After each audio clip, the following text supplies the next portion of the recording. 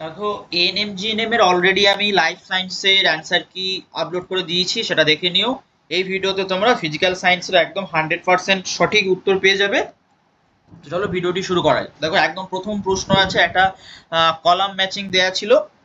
একদম এই প্রথম যে প্রশ্নটা কিন্তু অত্যন্ত সহজ প্রশ্ন ছিল, প্রথম প্রশ্নটা। তোকে একটা মেলালেই হয়ে যাবে। যদি আমি NH3টা দেখি, NH3, তাহলে আমি কত পাবো? 17 পাবো। দেখো, A ইকুয়াল টু মানে 1 = C একটা অপশানেই আছে, দেখো অপশান এতে আছে, তাহলে অপশান এ কারেক্ট হয়ে যাবে। এরপরে যদি আমরা পরবর্তী প্রশ্ন, এটা একটা গ্রাফ তোমাদের টেক্সট বই থেকে তুলে দিয়েছে সম্পূর্ণ একদম, এটা কি অহমীয় পরিবাহী। তারপরে হচ্ছে এ বডি গেটস অ্যাক্সিলারেটেড, একটি বস্তুকণা ত্বরিত গতি লাভ করবে যদি অপ্রতিমিত বল তার উপর ক্রিয়া করে। 43-এর এ।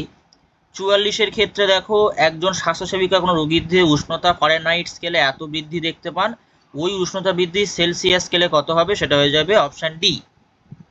45-এর ক্ষেত্রে উত্তর হবে অপশান সি। 46-এর ক্ষেত্রে উত্তর হয়ে যাবে অপশান বি।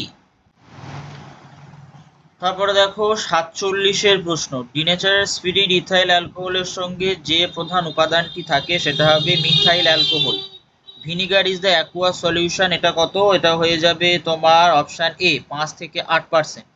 পারমিয়েজেবল পিএইচ, সেটা হচ্ছে তোমার অপশান বি। আচ্ছা, তারপরে 50-এর ক্ষেত্রে দেখো, হ্যালোজেন মৌলগুলির জারণ বিজারণ ক্ষমতা, এক্ষেত্রে যে উত্তরটা সঠিক সেটা কিন্তু অপশান এও হবে আর অপশান বিও হবে। তারপর এটা আছে, কোনো বস্তুকে এত দৈর্ঘ্যে রাখলে সেটা হচ্ছে উত্তরটা কি হয়ে যাবে? উত্তরটা হয়ে যাবে অপশান সি। তারপর which of the following is equal to, এটা অপশান ডি। তারপরে আছে একটা ব্লক, সেটা উত্তর হবে অপশান সি, 53C। 54-র ক্ষেত্রে উত্তর হয়ে যাবে অপশান এ।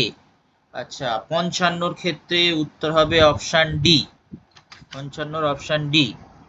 এবার হচ্ছে সাউন্ড ওয়েভ হবে তির্যক স্থিতিস্থাপক তরঙ্গ, অনুদৈর্ঘ্য স্থিতিস্থাপক তরঙ্গ, তরঙ্গ চুম্বকীয় তরঙ্গ, এগুলির কোনোটিই নয়। তো 56-র ক্ষেত্রে উত্তরটি হবে অনুদৈর্ঘ্য স্থিতিস্থাপক তরঙ্গ। তারপরে দেখো, তারপরে প্রশ্নটা উত্তর হবে অপশান সি।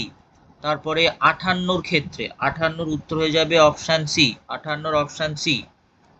59-এর অপশান এ আর 60-এর অপশান বি। তো তোমরা ফিজিক্যাল সায়েন্স, লাইফ সায়েন্স পেয়ে গেলে। তোমরা ফিজিক্যাল সায়েন্সে কত পাচ্ছ, লাইফ সায়েন্সে কত পাচ্ছ, অবশ্যই করে কমেন্ট করো। সন্ধে নাগাদ, মোটামুটি ধরে নাও 7:30 নাগাদ, 7:30 থেকে 8টার মধ্যে আমি কিন্তু কাট অফ একটা প্রেডিকশন করব।